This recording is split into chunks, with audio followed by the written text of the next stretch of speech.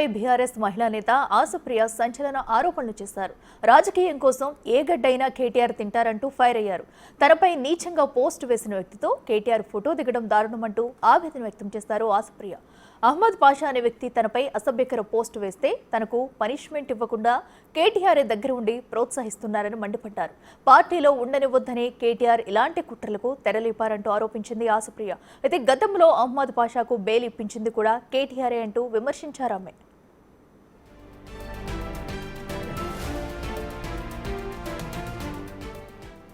అయితే ఆసుప్రియ ఆరోపణలపై స్పందించారు అహ్మద్ పాషా. కేవలం రాజకీయ కారణాలతోనే తనపై ఆసుప్రియ తప్పుడు ఆరోపణలు చేస్తుందన్నారు. ఓ మంత్రి అండతో తనపై తప్పుడు కేసుల్లో ఇరికించిందన్నారు.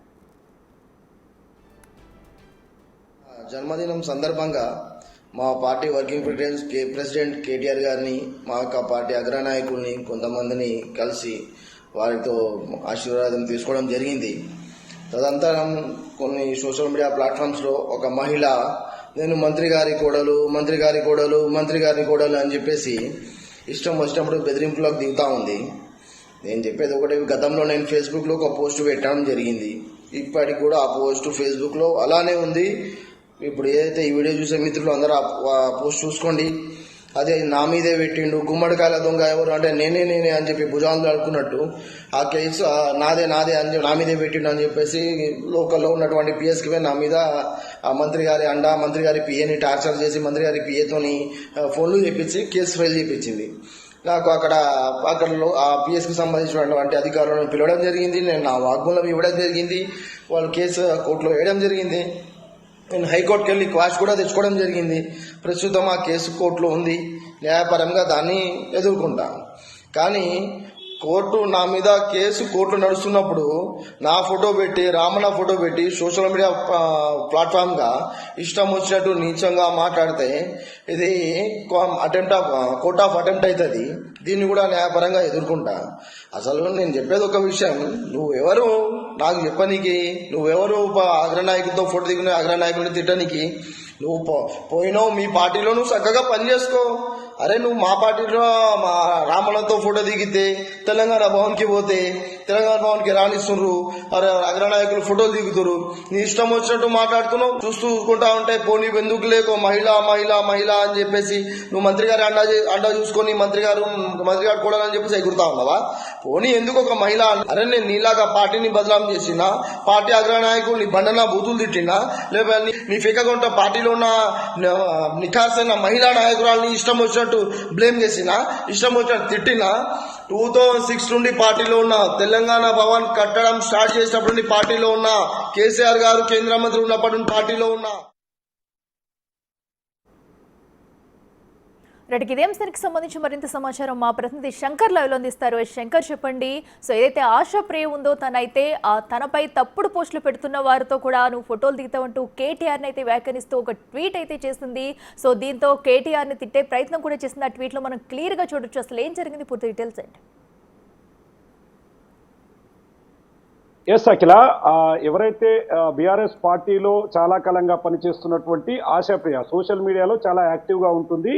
ఇదే క్రమంలో ఆమె గత కొద్ది కాలంగా కూడా పార్టీ నుంచి బయటికి వచ్చింది. గత కొద్ది రోజుల క్రితం తనపై కొందరు రూమర్స్ క్రియేట్ చేస్తున్నారు, పార్టీ నుంచి దూరం చేయాలి అని చూస్తున్నారు, అందుకే తనపైన వ్యతిరేక పోస్టులు పెడుతున్నారంటూ కూడా ఆమె గతంలో సూసైడ్ కూడా ఒకసారి ప్రయత్నించినటువంటి ప్రయత్నం మరవకముందే తిరిగి ఈరోజు ఆశాప్రియ ట్విట్టర్ వేదికగా సోషల్ మీడియాలో ఒక పోస్టును పెట్టింది. ఆ పోస్టులో ప్రధానంగా బీఆర్ఎస్ పార్టీ వర్కింగ్ ప్రెసిడెంట్గా ఉన్నటువంటి కేటీఆర్ను ఉద్దేశిస్తూ తనను పార్టీ నుండి వెళ్ళగొట్టాలంటే ఇంత నాటకాలు ఎందుకు ఆడాలి? ద్రౌపదిలాగా నన్ను అవమానించి పంపాలా? ఎవరైతే నన్ను కించపరుస్తున్నారో, తనను పూర్తిగా తన గౌరవాన్ని భంగం కలిగించారో అలాంటి వ్యక్తితో నీవు ఫోటోలు దిగుతున్నావు, కావాలనే అలాంటి వ్యక్తులతో కలిసి వారికి బెయిల్ ఇప్పించావు, అలాంటి వ్యక్తి దగ్గర తిరిగి ఈరోజు నా మీద కేసులు పెట్టిస్తున్నావు, ఇంత దారుణమైనటువంటి నీచ రాజకీయాలకు నీవు దిగజారుతావని నేను అనుకోలేదు, రేపటి నాడు నీ బిడ్డకు ఈ విధంగా జరిగితే తెలుస్తుంది నా బాధ ఏంటో అంటూ కూడా ఆమె ట్విట్టర్ వేదికగా కూడా ఒక పోస్టును పెట్టడంతో అది వైరల్గా మారుతుంది. నేరుగా BRS party working president KTR పైనే తను వ్యాఖ్యలు చేయడంతో ఒక్కసారి ఈ పోస్ట్ కాస్త సంచలనంగా మారుతున్నటువంటి సిచ్యువేషన్ కనపడుతుంది. గత కొద్ది రోజులుగా కూడా బీఆర్ఎస్ పార్టీ నుండి ఆశాప్రియ దూరంగా ఉంటూ వస్తుంది. గతంలో పార్టీకి సంబంధించినటువంటి కొన్ని కార్యక్రమాలు కావచ్చు, అదేవిధంగా చాలా సందర్భాల్లో మేము యాక్టివ్ గా పనిచేసింది. కానీ ఉన్నట్టుండి ఆశాప్రియ వల్ల పార్టీకి డ్యామేజ్ జరుగుతుంది. అందుకే ఆశాప్రియను ఈ విధంగా దూరం చేయాలనే తపనతో తనకు సంబంధించినటువంటి అంటే పార్టీలో ఉన్నటువంటి అహ్మద్ పాషా అనే వ్యక్తి తనను పార్టీకి దూరం చేసేలా నీచమైనటువంటి పోస్టులు పెడుతున్నాడు. అందుకే పార్టీకి దూరంగా ఉంటున్నానని చెప్పి కూడా ఆశాప్రియ చెప్తూ వచ్చింది. ఇదే క్రమంలో గతంలో సూసైడ్ కు అటెంప్ట్ చేయడంతో పాటు మహబూబ్ నగర్ ప్రభుత్వ ఆసుపత్రిలో కూడా ఆమె ట్రీట్మెంట్ తీసుకోవడం జరిగింది. ఆ తర్వాత కాస్త సద్దుమణిగినటువంటి వ్యవహారం కాస్త తిరిగి ఈ రోజు మళ్ళీ రాజుకున్నటువంటి సిచ్యువేషన్. అహ్మద్ పాషాను నీవే అంటే ప్రేరేపిస్తూ తనపై పోస్టులు పెట్టిస్తున్నావు, నన్ను నేరుగా పొమ్మనలేక అతని దగ్గర ఈ పోస్టులు చేపిస్తూ నన్ను పార్టీకి దూరం చేస్తున్నావు. తన 23 ఏళ్ల రాజకీయ జీవితంలో రాజకీయం కోసం రాలేదు, కేటీఆర్ అన్న కోసం వచ్చానని చాలా సందర్భాల్లో చెప్పినటువంటి ఆశాప్రియ ఈ పోస్టుతో ఒక్కసారిగా వైరల్ మారడంతో పాటు పూర్తి స్థాయిలో బీఆర్ఎస్ శ్రేణులంతా కూడా ఒక్కసారిగా దీని గురించే చర్చలు జరుగుతున్నటువంటి సిచ్యువేషన్ అయితే కనపడుతున్నాయి. ఇప్పటికే బిగ్ టీవీ ఆశాప్రియను కూడా అడగడం జరిగింది, అసలు ఏం జరిగిందని. తను పార్టీ కోసం చాలా కష్టపడ్డానని, కానీ తనకు ఎక్కడ కూడా సరైన గౌరవం ఇవ్వలేదని, తను పార్టీలో ఎదుగుతుంటే చూస్తూ ఓర్వలేకే అహ్మద్ పాషా అనే వ్యక్తి తనపై వ్యతిరేక పోస్టులు పెడుతూ నన్ను పార్టీకి దూరం చేస్తున్నాడని కూడా ఆమె చెప్పుకొస్తుంది.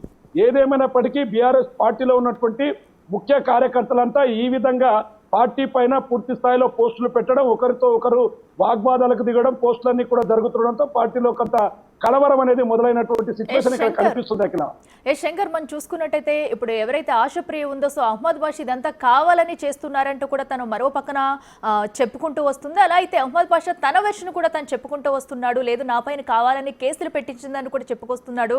సో అసలు ఎవరి వెర్షన్ ఏంటి, ఎందుకు ఇన్ని తగాదాలు జరుగుతున్నాయి, నిజంగా కావాలనే ఆశాప్రియాని పార్టీ నుంచి పంపించేందుకు ఇదంతా కుట్ర జరుగుతుంది అనుకోవచ్చా? ఎస్ అఖిల, ఎందుకంటే ఆశాప్రియ క్లియర్ కట్ గా గతంలో బీఆర్ఎస్ పార్టీలో పనిచేసినప్పుడు ఆమె కంటూ ఒక ప్రత్యేకమైనటువంటి స్థానాన్ని కల్పించుకుంది. అందరి దృష్టిలో కూడా ఆమె ఒక్కసారిగా పడడంతో నేతలందరూ కూడా ఆమెను గుర్తుపట్టే స్థాయికి వచ్చారు. ఇదే క్రమంలో తను వేరే వాళ్ళకు సపోర్ట్ చేస్తున్నాడు, అంటే పార్టీలో మిగతా నాయకులు ఎవరైతే ఉంటారో వారికి సపోర్ట్ చేస్తుండడంతో అది అహ్మద్ పాషాకు నచ్చడం లేదు. తన ఎదుగుదల కూడా పూర్తిగా జీర్ణించుకోలేనటువంటి అహ్మద్ పాషా ఈ విధమైనటువంటి దారుణమైన పోస్టులు పెడుతూ అంటే తనను పూర్తిగా పార్టీకి దూరం చేయాలని, తను ఏదైనా సందర్భంలో ఏవైనా మాటలు మాట్లాడితే ఆ మాటలను వక్రీకరించి పార్టీ పైనే నీవు ఈ విధంగా మాట్లాడావంటూ పెద్దవారికి చెప్పడం, నేతలతో తన గురించి ఉన్నది లేనట్టుగా చెప్పి తనను పూర్తి స్థాయిలో పార్టీలో ఒక గౌరవాన్ని తీసివేస్తూ పార్టీకి దూరం చేస్తున్నాడు అనేది ఆమె అభిప్రాయం. ఒకవైపు అహ్మద్ పాషా మాత్రం పూర్తిగా తనకు సంబంధించి ఆమెను ఒక మహిళగా చూస్తున్నానే తప్ప ఆమె ఒక సోషల్ మీడియాలో పార్టీ గురించి తప్పుడు పోస్టులు పెడుతుంది కాబట్టి దాన్ని వద్దని చెబుతున్నాను. కానీ ఆమె వినకుండా పదే పదే కేటీఆర్ను దూషించడం, పార్టీని దూషించడం ఇలాంటివన్నీ చేస్తుంది కాబట్టే తను క్లియర్ కట్ గా ఈ విషయంపై కోర్టుకు వెళ్ళాను, దీనికి సంబంధించినటువంటి ఒక కేసు కోర్టులో నడుస్తుంది. కానీ ఇలాంటి టైంలో మళ్ళీ ఇలాంటి పోస్టు పెట్టడం ఎంతవరకు సమంజసమని కూడా పూర్తి స్థాయిలో ఒకవైపు అహ్మద్ పాషా చెప్తున్నాడు. మరోవైపు ఇంతకు ముందు ఆ బిగ్ టీవీ కూడా నేరుగా వారితో మాట్లాడినటువంటి సిచ్యువేషన్, వాళ్ళ అమ్మగారు అయినటువంటి వారితో కావచ్చు ఆశాప్రియతో వాళ్ళిద్దరూ చెప్తున్నది ఒకటే. ఎందుకంటే ఎలాంటి పోస్టులు ఆశించకుండా, ఎలాంటి డబ్బులు ఆశించకుండా పార్టీ కోసం కష్టపడ్డటువంటి తమను ఇప్పటి వరకు ఇంత అన్యాయం జరుగుతుందా, కేటీఆర్ ఒక్కసారి కూడా ఏం జరుగుతుంది, ఆశాప్రియ నీకు ఏం సమస్య ఉందని ఒక్కసారి అడగకుండా ఎవరైతే తనను ఇబ్బందులకు గురి చేస్తున్నాడో కోర్టులో అతనికి పూర్తి స్థాయిలో సహాయ సహకారాలు అందించడంతో పాటు అతనికి ఫోటోలు దిగుతూ అతని చేత పోస్టులు పెట్టిస్తున్నాడంటూ కూడా ఆమె ఆవేదన వ్యక్తం చేస్తుంది. రాజకీయాలకు, ఇంత నీచమైన రాజకీయాలకు కేటీఆర్ పాల్పడకూడదు, తమ వైపు ఏమైనా తప్పులు ఉంటే ఆధారాలతో సహా చూపించాలి, అప్పుడు పార్టీకి ఏ నిర్ణయం తీసుకుంటే తాము కట్టుబడి ఉంటాం తప్ప ఎలాంటి ఆధారాలు లేనటువంటి వాటిని పట్టుకుని నిరాధారాలతో తమను పూర్తిగా తమ కుటుంబ గౌరవాన్ని భంగపరిచేటట్లు ఒక ఆడపిల్లను ఇంత దారుణంగా సమాజంలో తలెత్తుకోకుండా చేస్తున్నారంటూ కూడా ఆమె ఆవేదన వ్యక్తం చేస్తున్నటువంటి సిచ్యువేషన్ అయితే ఇక్కడ కనిపిస్తుంది. ఏది ఏమైనప్పటికీ ఈ ఓవరాల్ ఎపిసోడ్ అంతా కూడా ఒకవైపు బీఆర్ఎస్ పార్టీలో ఒక్కసారిగా గవర్నమెంట్ ఏదైతే ప్రభుత్వం మార్పు తర్వాత అక్కడక్కడ సమస్యలు కొట్టుమిట్టట్టుగా సమస్యలు క్లియర్ గా కనిపిస్తున్నాయి.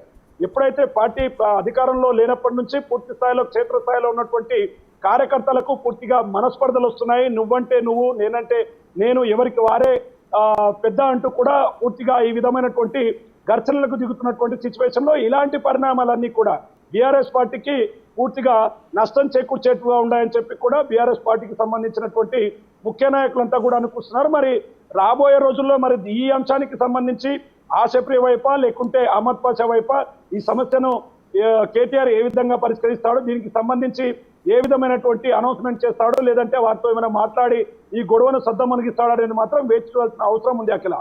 Right Shankar, thank you.